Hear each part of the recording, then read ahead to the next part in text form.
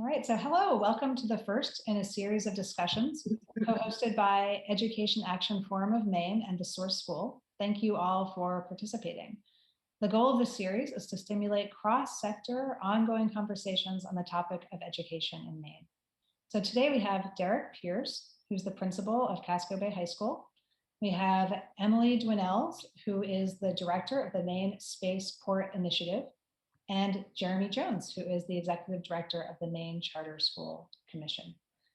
So I was hoping that we might just start by hearing a little bit about your organizations and your role in them. And so I think I'll ask Jeremy if you would like to start.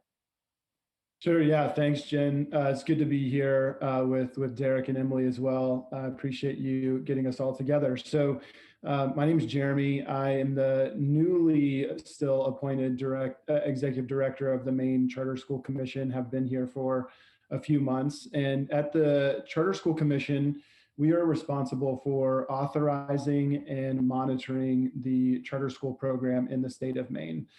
So folks listening in may already know that there are 10 charter schools throughout the state. We serve about 2,700 students at those 10 schools. They're a vibrant network of schools that really range in their programmatic focus from STEM to the arts to expeditionary learning, and they're a really impressive group of schools. We are currently capped at 10 charter schools in the state, and so we are mostly focusing on providing the kinds of support and capacity to our school leaders and their boards to better serve their students and to really foster cultures of innovation in how we teach and learn at the charter schools in Maine. Great, thank you. I'm Derek Pierce, and thank you, three of you guys, for joining today. I'm principal at Casco Bay High School. I have been there for 16 years, which is the exact length of the school. I had the great fortune of being involved in starting the school. And it's a school of about 400 kids. It's a public school in Portland, Maine. So any kid who's lives in Portland has the opportunity to go. We are capped in size at 100, so that we've had a lottery for the last 10 or 12 years. It's tied to the city's demographics. Similar to a model that Jeremy threw out there, we are what's called part of an EL education, which is the founding place of expeditionary learning. So we're a project-based school. We have the same learning standards that most high schools would have, but how we get there may be different because we try and do it through long-term interdisciplinary projects that result in some real-world value and involve kids having to do something that they possibly never thought they could do that matters to themselves in the world deeply, is the hope. And we are about 40 staff, and we're actually a part of the Portland Arts and Technology High School in the sense that we're in that, we share space with them, but we are a Portland public school. Thank you, Derek. Great, and I'm Emily Dwinnells. I am the director of the Maine Spaceport Initiative. For those of you who are not familiar with the Maine Spaceport, it is a concept that was developed several years ago through a group of stakeholders in the aerospace industry within Maine. Recognized that we had this unique geographic advantage to launch rockets into space without overflight of population or a lot of interference with established flight paths between continents. So it was an idea that they seized upon, and I've been working on it now for 2 years, going into my 3rd year. We were just awarded a grant from the U.S. Department of Commerce, and I am this year working on the strategic plan to present to the governor at the end of the year. I should also note that this was initially started by the Maine Space Grant Consortium, and the Maine Space Grant is an extension of NASA within the state. So the Space Grant Consortium exists in every state, and the idea behind it is that the funding is providing educational opportunity for both students and teachers and work opportunities. So they help students get placed at aerospace companies or NASA itself, for those who are interested. But it's really meant to develop the interests of space, our student and educator level space enthusiasts. Great, thank you so much. So I would love also to hear, I don't know about you, but I always find it very fascinating to learn from people how they got to be the people they are now. So not just in your role specifically, but what kinds of formative experiences would you want to share right away to say, this is an experience that made me who I am today? Because really, when I think of each of you, you definitely are not only leaders, but you're also doing something that is innovative in its very nature. Growing up, I grew up in a rural area in New Hampshire, and I spent a lot of time outdoors building forts and really sort of engaging my imagination. We didn't have cable. We read a lot. There was not a lot of stimulus that wasn't, created by us. So I think being able to, at a very early age, to really, whether or not my parents purposefully did this, they did it, but really building that muscle of imagination and sort of setting your sights according to your imagination, not what's just presented to you or what exists in the world. Sort of being able to see the unseen, I think, is something that sort of guided my career in all its various forms and twists and turns. It's always been like, what can I do to make things that don't exist, but make the world better? Mm-hmm. I had no interest at all in being a teacher or working in education when I was a kid. It just didn't occur to me, which was just a part of my, I think, youthful arrogance and privilege. It just didn't occur to me. And I was involved in the Hollywood industry for a couple of years out of college. And then I went back to my high school and helped out with an event they were having. And the juxtaposition between how I was treated in Hollywood and how I was treated in a school, suddenly it was just this awakening and epiphany. It's like, wow, I could actually do something that is soul enriching instead of soul depriving for myself and others. And it just shifted me entirely. And then I've been kind of addicted to the school sized community ever since. I taught for a while. I helped found a school in Poland, Maine, and then the current school I'm in. And I just find it endlessly. I don't feel like I've had a moment of boredom in the work. It just is the problem solving that has to happen each and every day is just always stretching me in ways that I'm super grateful for. And I'm so grateful for just working with the full range of humanity that I get to play with each and every day. So it never occurred to me this would be where I'm going, but I can't imagine doing anything else.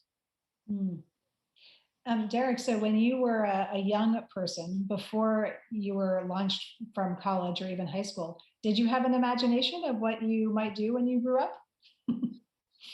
Yeah, maybe writing or performing. My wife says I suffer from what's called EPD, excessive performance disorder. So I've always kind of not been a shy person, and so I figured it would be something involving that. But I don't know. Like sportscaster were some of my earlier aspirations, and then writing or acting. But it wasn't. Yeah, it was always kind of just aspects of myself, and I feel like teaching and later principling demand my full self in ways that, again, I'm really grateful for. I feel like I can't wait to get to Casco Bay to see you in action, Derek, because I'm sure it's fun to watch you lead the school. And Emily, I'll just say that I wrote down the quote that you said, "Set your sights toward your imagination." I felt like that was a pretty powerful quote to capture. For me, I grew up in a low income family with a single mom who was raising two pretty rambunctious boys and trying to help us get on the right path. But I think in my formative years, really gravitated toward my male teachers and coaches, and athletics were always a big part of my life. They continue to be a big part of my life. And I really loved school, but I had quite different experiences as we kind of bounced around to, new apartments and new apartment complexes in different neighborhoods. And very early on, I had this, cognitive dissonance that like this neighborhood over here, the school was great and had enriching experiences, and this neighborhood over here didn't. And I just felt, the combination of loving school sports, plus not really kind of getting the sense that all schools were great for all kids, kind of embedded a sense of responsibility in me to make sure that we could do better. And we probably have all had this experience where we're sitting in a classroom and we just think that the teacher is not there for us, the teacher is there for some other reason. And so that really pushed me on this path. And there are certainly millions of things that I thought that I could do with my life, but education was always a part of that. And I feel like our schools need to be vibrant places where we bring out the best in our kids. And I really love having been a part of so many different school communities in my career. So I'm thankful for that, and glad about the circumstances that put me on that path. Hmm. That kind of leads me to wonder, Derek and Emily, if you have something you might share about what kind of student experience you had as a young person, your experience of school.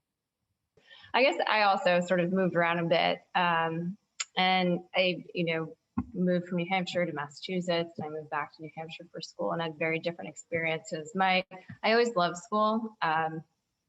Really got a lot of motivation from it. I love the social aspect. I also was very engaged in sports, which I feel like was a huge informative who I am today, who I became.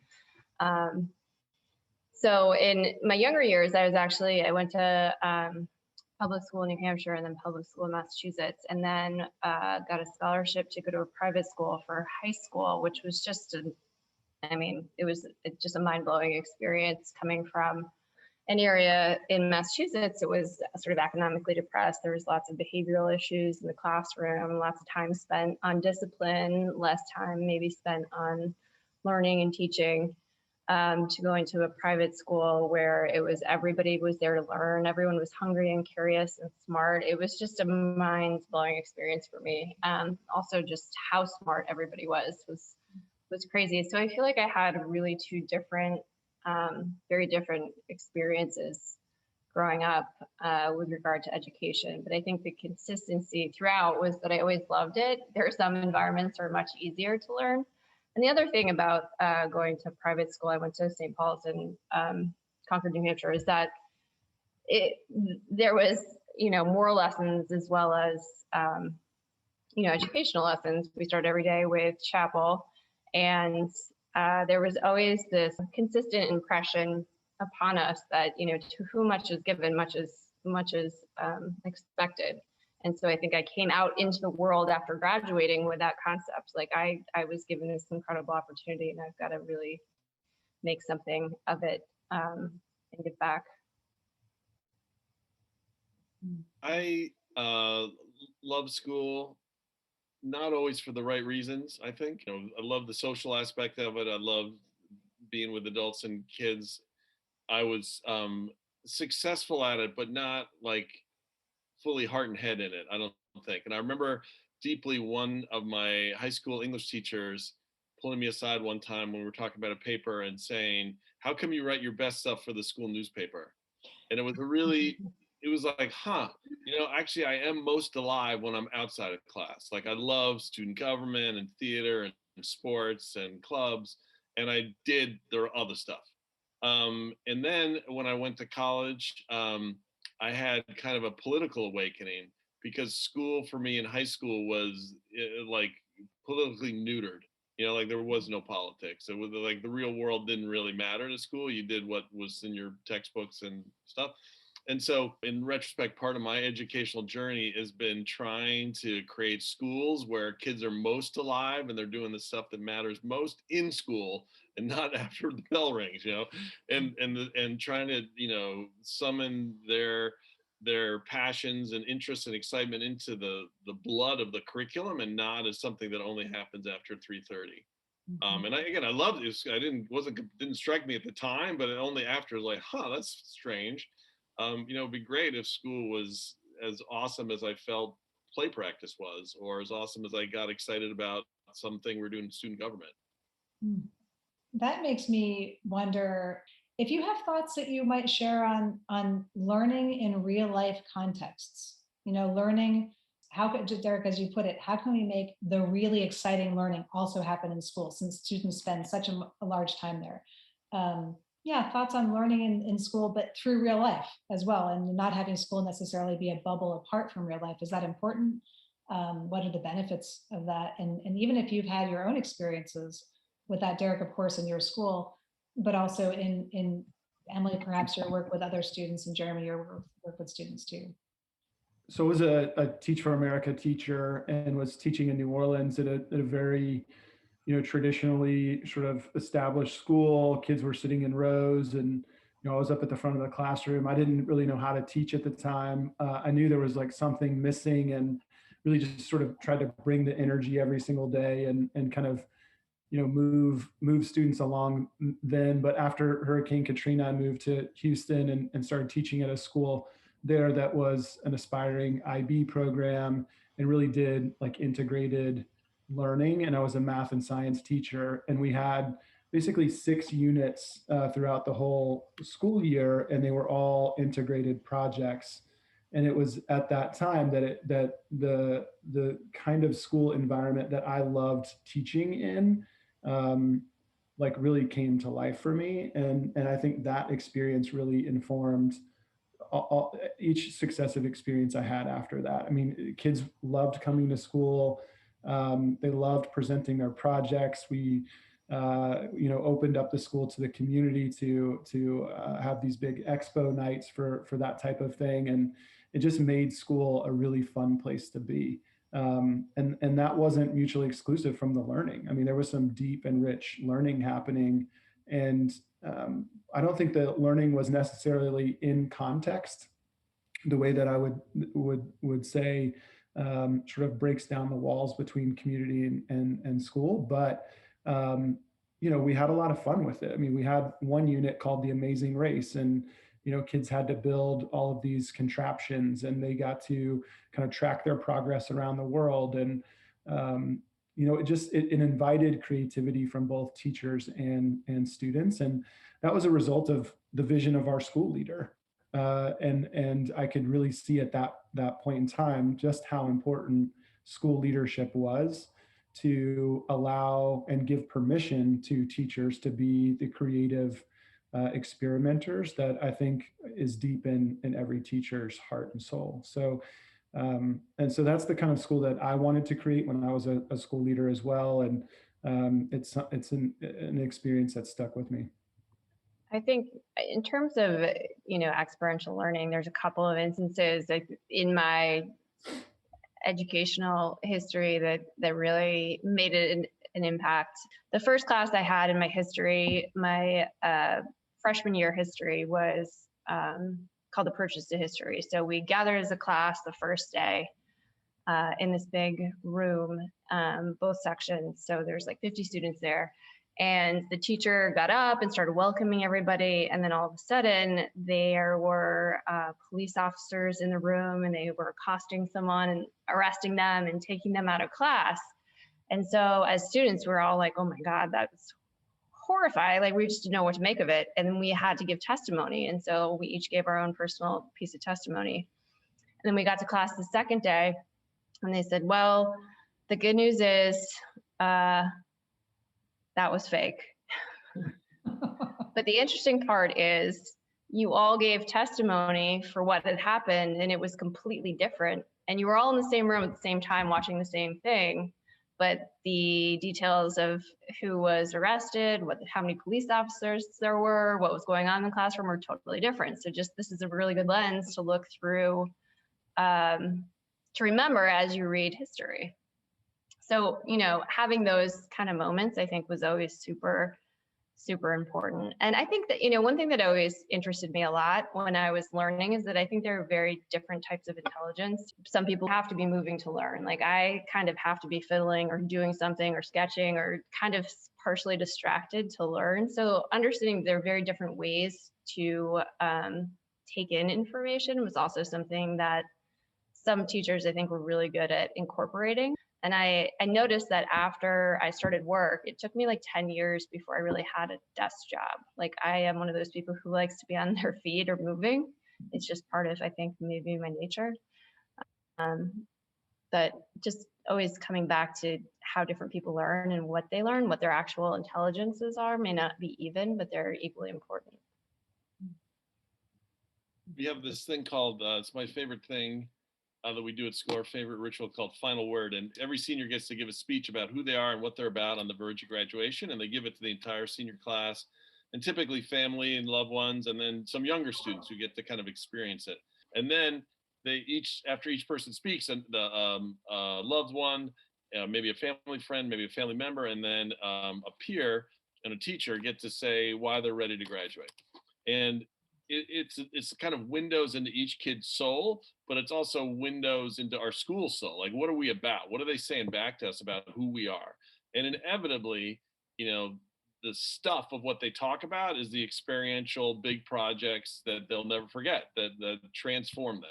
And it's never, and that 83 I got in physics, right? Like it's never that. It's never about some standardized test they took. It's about experiences they've had with other human beings, or in creating something awesome that will, you know, forever change their sense of what they can do in the world. That's what they talk about. And we have one particular project which is called Junior Journey. We've been to Detroit. We did some Hurricane Sandy relief in New York. We actually did Hurricane Katrina relief in Biloxi, Mississippi. We've been up to Millinocket, Maine, all over the place, trying to do some mixture of service and curricular work, and then just adventure, and just living, just being on a bus for 14 hours together and being a community. And, you know, oftentimes we've done video projects where we kind of interview local unsung heroes, you know, people involved in the Renaissance in Detroit, people who've helped rebuild the Rockaways after the hurricane in New York City. You do this act of empathy where you're really trying to understand someone else's awesomeness, and in the process kind of coming to understand your own to some degree as you connect across humans. And what's so awesome about it is kids could care less about what their grade is. You know, they want to do justice to the story of this person that they've interviewed who has rebuilt their life after losing everything after some tragedy, right? And it gets way beyond what is school, and it's just about doing right by another human. And when you know, and we don't get to that every lesson, but when, you know, that's the aspirational piece, I think, to get to a place where kids are fully invested heart and head in doing their absolute best to do justice to some issue or justice to some person. That's, you know, but you can't get that from worksheets or textbook. It's got to be letting kids mess around in the mucky realness that's all around us. That mucky realness makes me think of nature. Yeah. I wonder, Derek or Jeremy or Emily, if you have a way of kind of connecting that messy, mucky realness of the world and community, also with experiences that students might have in nature. There's so much discussion now about the importance of systems thinking and teaching that to students, and how much of that can be learned through these experiences, either a member of a community, a system, or being in nature, a really big system. Yeah, that messiness, muckiness is what life is at the end of the story, right? As an adult in your work and my work. And how much of that can be gained or learned through these experiences at school. But I think there's also a piece, Jennifer, that's about presence that happens in nature that's awesome. Like you cannot if another piece we do is all our freshmen and seniors do these 3-night, 4-day what we call quests, and it can be sea kayaking or backpacking, and you're with expeditionary learning. Use this language of crew. You're with your advisor group, but crew, the metaphor is we are not passengers in life, we are crew. We are the folks moving the boat on its journey somewhere, right?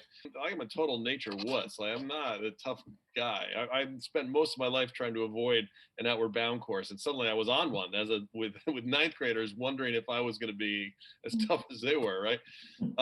But what I found was the success there is really just about being present for the other people there. And I think there's such distractedness for kids. There's so many things yanking at their attention that are not productive, and are, can cause anxiety and stress and lack of focus. And when you're out kayaking and there's a couple guys in front of you and behind you, and you got to stay together, and the swells are coming, you got to be there with those people in that moment fully. And you got to be there for each other in a way that's going to enable you to be successful and just totally exhilarated by day's end when you are. And I think that's part of the awesomeness of being just out and being in something much more powerful than yourselves, and realizing the power of a community to confront that natural power, and not having a cell phone in sight. That's the glory of it for me. Mm-hmm. You've got you've got indirect and direct attention. I don't know if indirect's the right word, but directed attention is like answering emails, it's responding to texts. There's just so much more of that today that you can be depleted by, and being out in nature really is one of the only things that helps replenish that away from all of it. It's called the soft distraction of trees, and being surrounded in nature really has been, scientifically proven to restore that directed energy. But one thing that Derek just said that made me think about something is that I only came into meditation as a practice in my adult life. Like, I really wish that had been a tool that I could have, I think I got some of that by being out in nature, or being, playing sports, that kind of really hardcore focus on the moment and being present. But I wish I had been taught those kind of skills and tools when I was at a much younger age, so I could have brought that with me, even if I was in a busy street in New York City. When I wasn't surrounded by nature, or, doing something competitive, to take a moment and not get caught up. I think one thing that's super cool is that that's happening more frequently in schools now. One of the maybe good things coming out of the pandemic is the focus on social and emotional wellness as like integral to school success. And so, I taught a small course called in philosophy of happiness just 2 weeks ago, and we did meditation practices. And I just went, Emily, just to build on something you said. I think my wife was telling me recently that in Finland there's something like when you take a walk in the woods, it's like there's some term that means like soul bathing. This Mm-hmm. walk in the woods is the equivalent of a soul bath, which I love that concept. Sort of the guiding question to me here is like, what is the purpose of school? And I think that I think some folks may demarcate sort of No Child Left Behind and the, state standardized testing, high stakes testing.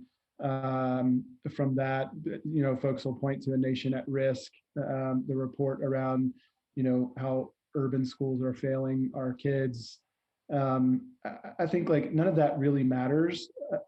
I think at the end of the day, we can probably all agree that the way we're executing school right now is not for 100% of the kids, not set them up for a life that allows them to be self-actualized and have a quality of life that I think is rooted in choice and freedom. And certainly our schools, I think for the most part, are not engaging with like the critical existential questions. One, to like, how do I connect with myself and with others in this world? But two, like, is my existence on this world going to continue? And I think if we just sort of, if we step back and really ask ourselves what is the purpose of school, I think we would probably redesign a system that is better suited to meet those needs. And certainly reading, writing, and arithmetic is a part of school.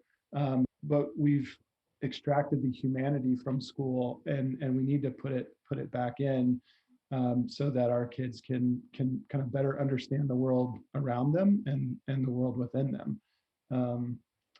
And that is that's the big challenge I think we face.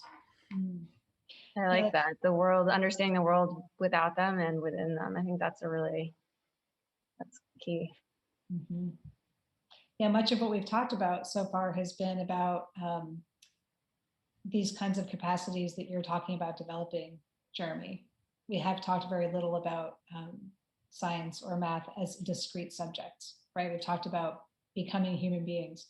And Emily, I was really moved actually by your description of your experience as a ninth grader with the history class. That's so valuable to understand that you have a perspective, but not the whole perspective, that you're a part of a community, that actually only by everyone participating is the truth or the wholeness experienced.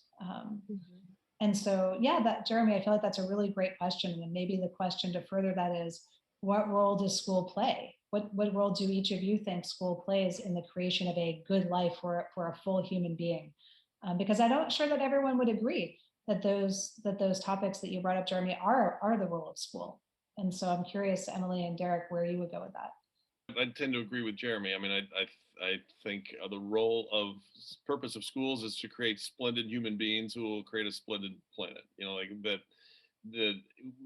Our job is as much to create the deal and issues of character, and to be explicit about that we're not hiding from that we're not going to not graduate someone because they're not generous enough or something, but we are going to talk a lot about that and reflect a lot about that and care about that in the same way that we care about academic excellence, not to the exclusion of, but at the same time, because it just doesn't matter if people know a lot if they don't use that knowledge well, right? So I would be maybe mildly less existential than Jeremy, and say that I think I would want our kids prepared to deal concretely with the big issues of the day: climate change, racial justice, economic inequality, that underlie that big existential question, right?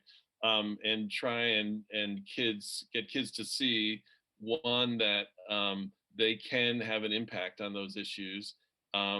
Two, that it's super important that they're well informed on issues and not just going with feeling, but they have to, but that their voice matters when it's informed, and is taking action on dismantling what's wrong, amplifying what's right in all that's around them. Yeah, I definitely think voice and efficacy are two big sort of outcomes that are important for sure, and particularly, pre-college schooling.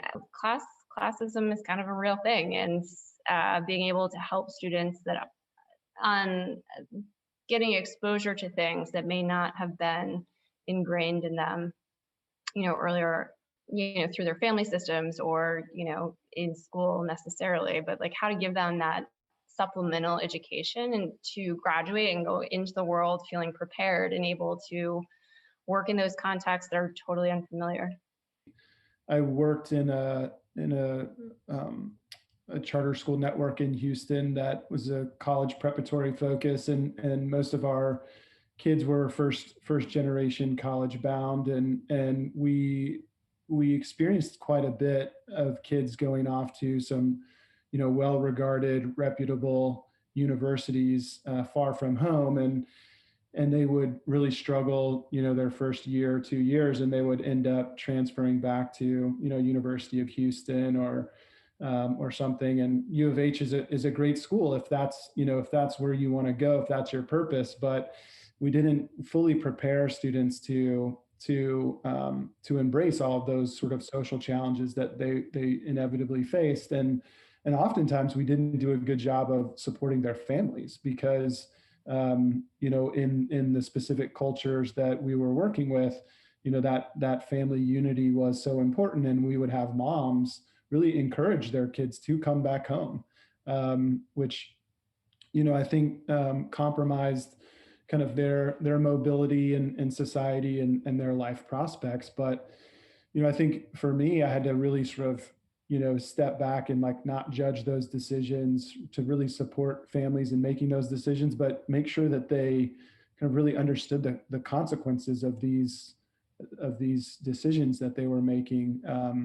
And those things were challenging. And I think in large part, school has failed the parents of the students that we're working with. And so, you see that generational ripple effect over time, because then parents sort of take less stock in school. It's less important. And so, kids aren't cultivating that curiosity either. And, it's a real urgent challenge, I think, that we're facing.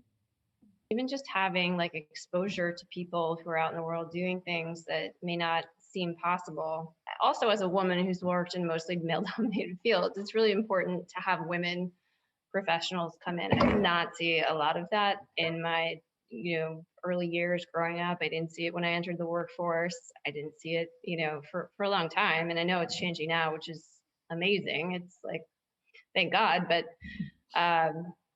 being able to see and have exposure to that from a very young age, I think is super important. Oh, that person looks like me. They're doing something that I would be interested in. That's great. Like suddenly it becomes the art of possible versus something that you read about in the newspaper. Mm-hmm. I guess just thinking about the capacities that we were just talking about a few minutes ago, about connecting to self, connecting to community, and then the restorative capacity of nature. And the meaning of, Derek was talking a little bit about mattering to communities. Could you say how that all manifests in the STEM world? There's just so much talk about the importance of STEM, and that these topics are soft topics, and yet they seem so crucial and important. And is there a way that you might connect what you found to be important in this field with the necessity of developing these experiences and capacities in children?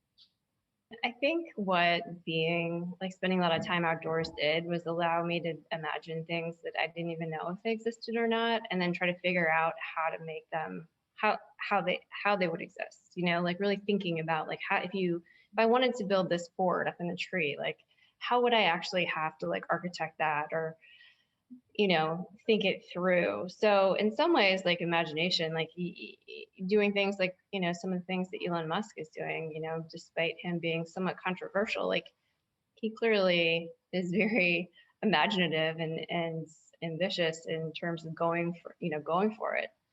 So I think imagination is important. And so any sort of context or situation you put yourself in that allows you to flex that muscle and grow it, I think is important, because if you can really live into that, then I think it makes it easier to do the steps in between.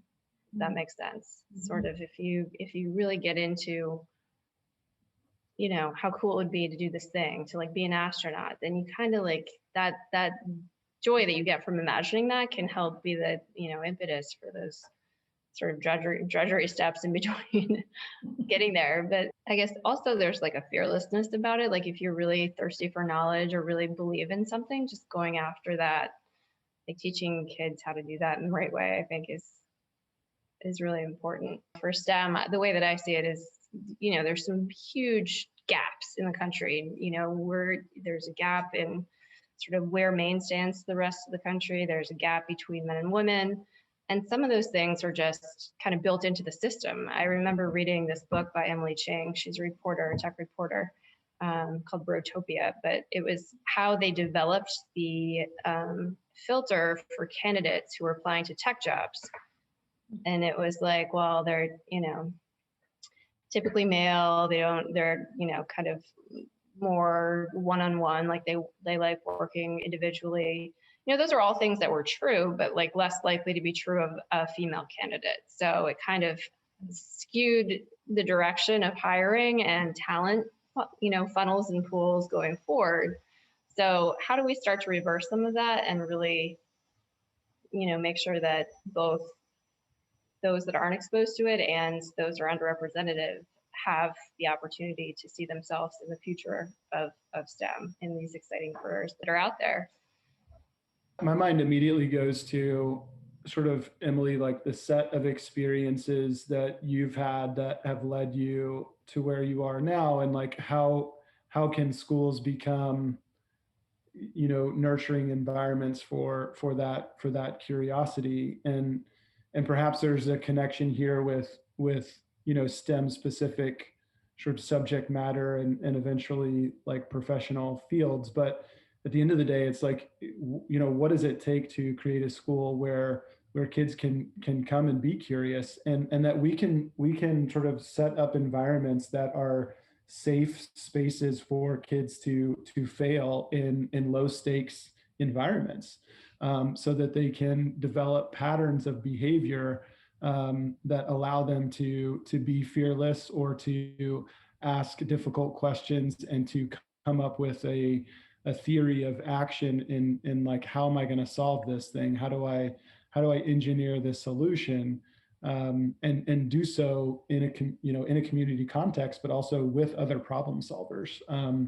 I do think that is the world that we need, and I don't think that's exclusive of just STEM fields, although it's sort of readily applicable. But if you think about Derek's interest in the performing arts, it's like, how do we best tell this story? That's a creative problem solving endeavor that you can apply all sorts of patterns and different ways of approaching that, because telling stories is equally as challenging as anything else we do. And so I sort of always revert back to this, like, if I were running a school, how do we create that buzzing environment that allows students to do those things? Derek, you may have an answer for that. It sounds like the school that you lead is working toward that path. Brian, I love, Emily, just the your whole existence. That your organization exists is just an act of not only courage but defiance, because it kind of is the inverse of Maine, to say Maine is this kind of humble, we're gonna stumble on by and make stuff on our grind. Like, no, we're gonna be freaking the center of the space industry. I mean, it's so ridiculously ambitious and bold, and I love it. And I think that I think part of what makes great education is vision. And a vision that people can get energized and excited about, whether it's a vision for some project or a kid's vision of themselves, of who they could become if they, have certain experiences or act in certain ways. And I think, your organization kind of absolutely wins in the vision that energizes and moves people along. And I think the more I mess around in STEM, the more I'm struck with how even the STEM or the STEAM or whatever acronym you throw out isn't inclusive enough, because it is ultimately about problem solving, imagining, designing, collaborating, all these things that are outside disciplines, and which can feel really inclusive in a way that sometimes STEM can feel off-putting for marginalized population or women, but it's really driven by, when it's successful, these very energizing, inclusive concepts that can drive people to, solve the problems that need to be solved. So thank you, Emily, for your organization's mere existence. It makes me smile whenever I see anything written about it. It's wonderfully aspirational and motivating. Well, thanks. I'm glad that it's received that way. There are days when I wake up and I was like, is this totally crazy? Stuff is, though. The environment that you're describing, how does assessment that's required, there's some kind of assessment that's required of schools, how does that foster, what kind of assessment fosters those kinds of experiences? I mean, that's such a great question. And I think that's something that at the Charter Commission, I think we are taking a deeper look into. I think Maine has made a great decision of sort of abandoning the state standardized test in favor of some more progress oriented measures. I think that's a good thing. I think it'll give teachers the right kinds of data to be actionable in sort of knowledge and skills gaps that are ultimately necessary for kids to have a foundation to to do the types of complex problem solving that we're talking about. And I hope it takes the pressure off of teachers as well, so that they can free up some of that brain space to be more creative in their designs. And I think, oftentimes folks who are outside the school world, need to have that security of knowing that things are happening inside schools that they can point to, and hard facts and numbers and data. But like, teachers are doing this stuff teachers are assessing kids every single day. Can walk into, most classrooms in the state of Maine, and teachers can tell you, how their kids are doing. They can give you the data to support it. And they can, for the most part, tell you, what they're doing about it. And so, so I think we need to redesign our assessment systems with our teachers and with our students. And I think when we do that, then I think we can actually build in more authentic ways of measuring the outcomes that we ultimately want. Because I'm not sure the way that we're measuring things now is getting us closer toward this aspiration that we have for our kids.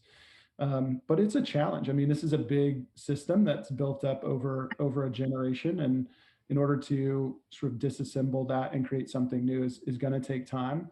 But I'm deeply in the mindset that we should be doing it along with our kids, because I think that there are so many more additive benefits when kids become a part of their education as opposed to just receivers of it. Right, yeah, that's good. Being able to fail and not feeling like that's the worst thing that could ever happen. Like, I certainly felt that way. Like, I was so afraid to fail when I was an undergrad. I was pretty sort of perfectionist driven, but also it wasn't pleasant. I wish I'd felt more comfortable failing.